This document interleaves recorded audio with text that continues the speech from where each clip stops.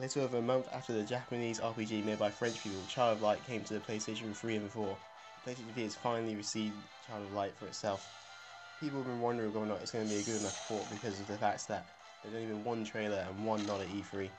I'm here to tell you today that yes, the port is good enough, and in some ways even outmatches its console brethren. Child of Light is as colourful and vibrant as it was 1 month ago.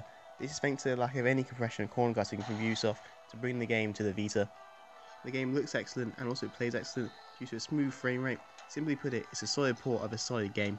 The story of the game revolves around the main character, Princess Aurora, trying to bring out the sun, moon and stars. During a quest, she is helped by various playable townsfolk. The story is serviceable and allows the game to flow, but there's nothing to cry home about. Interestingly, the game is told in rhyme, which should be credited, but the main problem is that there is no voice acting for most part of the game, which leads to a barrage of text and reading, which ultimately makes the story less interesting. The game itself is a turn-based RPG with a lot of depth.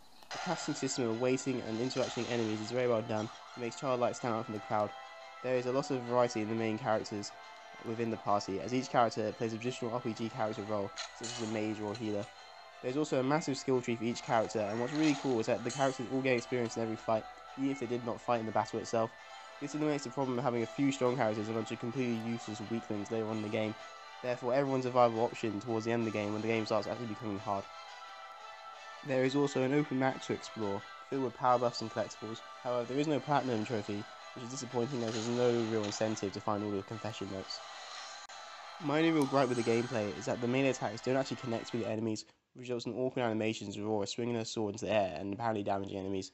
This may not bother some, but it does personally bother me, as it's just annoying and unnecessary. Overall, Child of Light is not a great addition to the PlayStation Vita library, and if you haven't already bought the game, then the Vita is the best place to pick it up, as it comes with the DLC packs of the original console versions, but unfortunately it's not cross-buy, meaning that if you already own the game, you're going to have to pay for it again if you want to play on the PlayStation Vita. In conclusion, Child of Light gets a very, very high B grade. If you like this review, then make sure to subscribe for more PlayStation reviews, and if you think there's any way I can improve, let me know by commenting below. Thanks for watching.